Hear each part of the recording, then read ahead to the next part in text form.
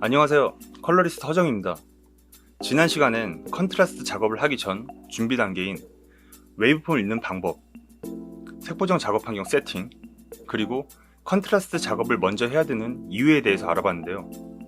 이번 시간엔 실제로 잘못 촬영된 그림들을 바로잡는 방법에 대해서 알려드리려고 합니다. 그러려면 밝기를 조절하는 툴을 먼저 알아야 되는데요. 실제로 실무에서 많이 쓰는 툴은 어떤 원리로 작동하고 어떤 상황에 왜 써야 하는지 알아보겠습니다.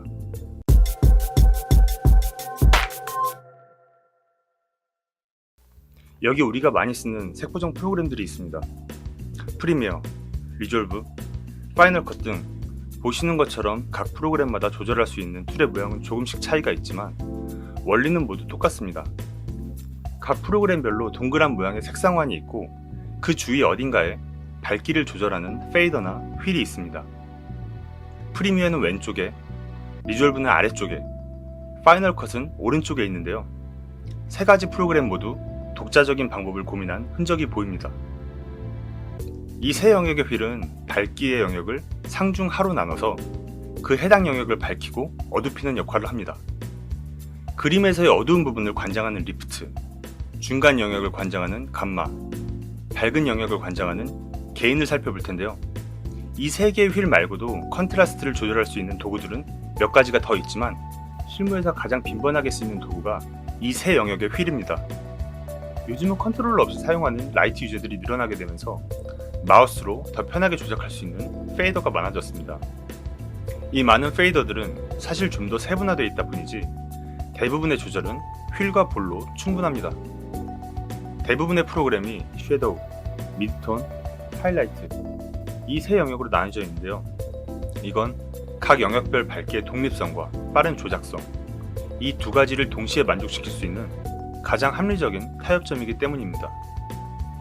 실제로 전 세계적으로 실무에서 사용하는 도구는 페이더보다 이 휠과 볼을 압도적으로 많이 쓰고 있는데요. 두 손을 사용할 수 있다는 장점과 손가락까지 이용하면 세 영역의 색과 밝기를 거의 동시에 조절할 수 있어서 능숙하게 다루게 되면 마우스로 클릭하게 되는 것과는 비교도 안 되게 빠르게 조작할 수 있습니다. 만약 컨트롤 패널을 구입할 예정이시거나 나중을 위해서라면 다른 툴들보다 이 세 영역의 휠에 우선적으로 익숙해지셔야 합니다. 왜냐하면 시중에 나온 모든 컨트롤러들이 휠과 볼로 조작하게 되어 있고 오랜 시간 동안 다른 대안이 안 나오고 있기 때문입니다.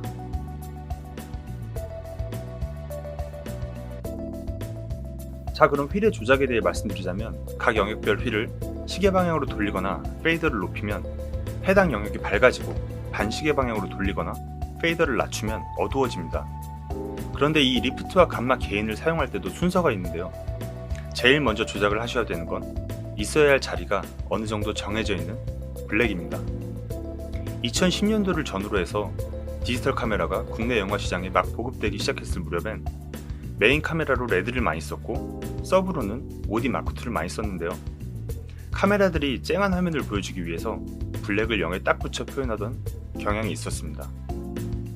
그래서 당시엔 컨트라스트를 잡을 때 블랙을 살짝 풀어주는 경향이 있었는데요. 시간이 지날수록 안부 디테일의 확보를 위해서 블랙을 살짝 띄워서 기록하는 게 주류가 된 것 같아요. 웨이브폼상에서 블랙은 하이라이트와 미드톤과는 다르게 있어야 할 장소가 좀 뻔한 편입니다. 카메라에 직접적으로 빛이 들어오거나 하늘, 바다를 전체적으로 촬영하는 등 특정 상황을 제외하면 블랙은 거의 0에 살짝 얹혀져 있어야 하는 경우가 대부분입니다. 그 이유는 두 가지가 있는데요. 첫 번째는 화면의 명료도 때문입니다. 인간의 눈은 밝고 어두운 정도의 차이가 높은 이미지를 볼 때 선명하다라는 느낌을 받는데요. 이 밝고 어두운 정도의 차이를 넓히려면 한정되어 있는 개조 안에서 최대한 그 차이를 넓혀야 됩니다. 명부의 신호는 시간대와 조명 컨디션에 따라 웨이브폼상에서의 위치 변화폭이 크지만 블랙은 디테일이 뭉개지지 않는 한 최대한 0에 붙이는 게 화면의 명료도 확보에 유리합니다. 두 번째 이유는 야간 장면에서 블랙이 떠있게 되면 안부의 노이즈가 같이 올라올 수 있기 때문에 디테일이 사라지지 않는 선에서 최대한 내려주는 게 노이즈 억제에 유리합니다. 다음으로 조절해야 하는 영역은 하이라이트, 즉 게인인데요. 노출이 부족한 경우 제일 많이 돌려줘야 하는 영역입니다. 뻔한 블랙은 이미 0에 맞췄으니까 노출이 부족한 경우 하이라이트를 높여서 컨트라스트를 벌려주시고요. 너무 밝게 찍힌 경우엔 낮춰줍니다.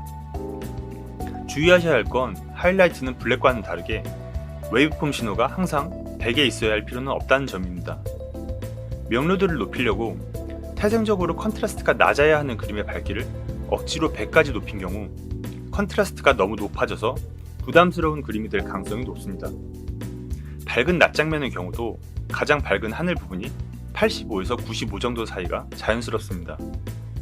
자, 그 다음은 그림의 무게에 가장 큰 영향을 미치는 미드톤, 즉 감마인데요. 개인적으로 가장 신경 써야 할 부분이고 변화폭도 가장 큰 영역이라고 생각합니다. 촬영본의 노출이 심각하게 부족하거나 과다일 때 감마는 리프트, 게인과 연계돼서 컨트라스트를 압축하거나 확장해야 되는데 아래 위 두 영역과 모두 겹치다 보니 조작 빈도가 상대적으로 높고 미드톤이 어디 있는지에 따라 자연스럽고 부자연스러운 느낌이 갈리는 경우가 많습니다.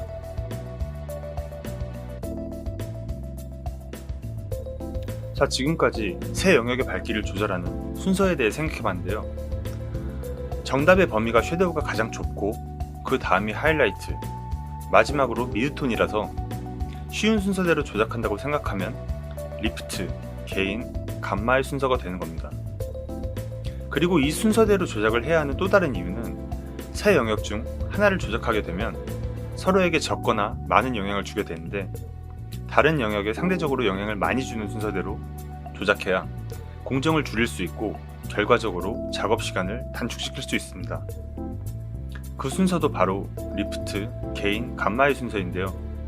게인을 조절하게 되면 주로 밝은 영역에만 영향을 주지만 리프트를 조절하게 되면 중간 영역과 밝은 영역 모두에 영향을 미치게 됩니다. 그래서 게인을 먼저 조절하고 그 다음에 리프트를 조절하게 되면 잡아놨던 하이라이트가 움직일 수가 있어서 작업상 효율이 떨어집니다. 그리고 리프트를 만진 다음 게인과 감마 둘 중 어느 거를 먼저 조작하시든지 큰 상관은 없지만 그림의 분위기에 가장 큰 영향을 미치는 감마를 마지막으로 조절하시는 게 작업 시간을 단축시킬 수 있어서 버릇처럼 리프트, 게인, 감마의 순서대로 조절하시길 권해드립니다. 자, 그럼 대략적으로 낮과 밤 그리고 조명에 따라 변하는 웨이브폼 신호의 특징을 알아보겠습니다.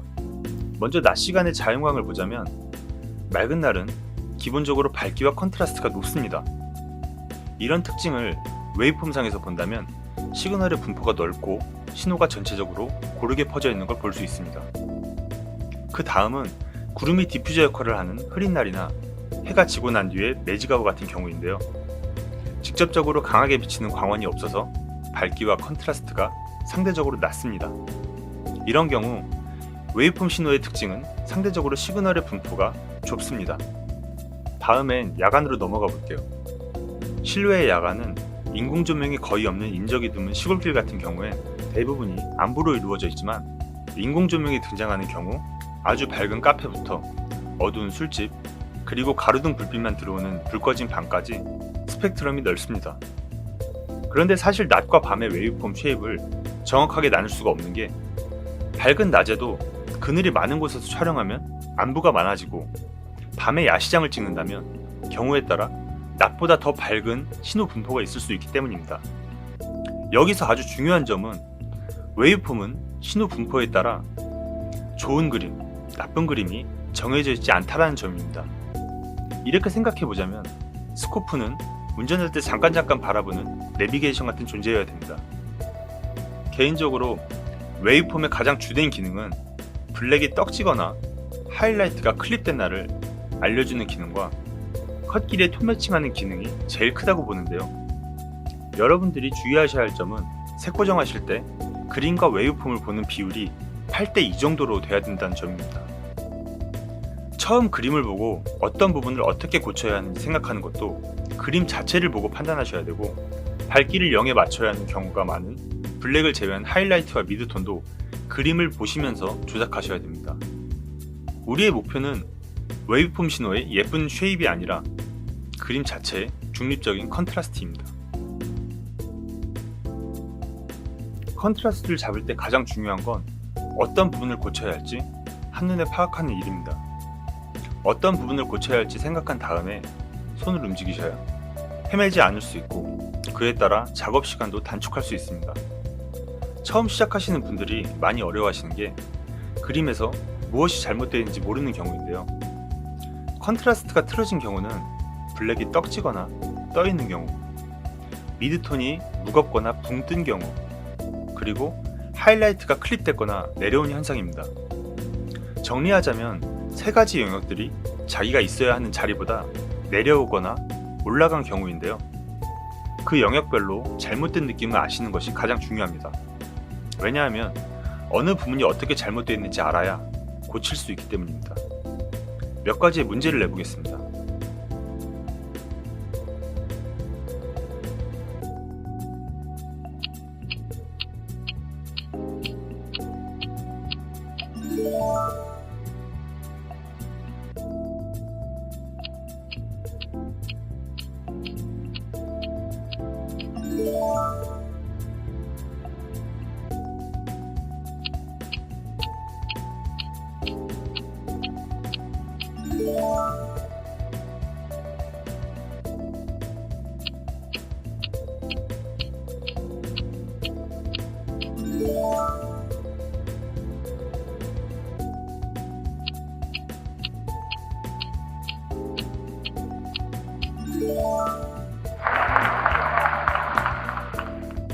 네, 문제를 다 맞추신 분들은 이미 훈련이 좀 되신 분들일 텐데요.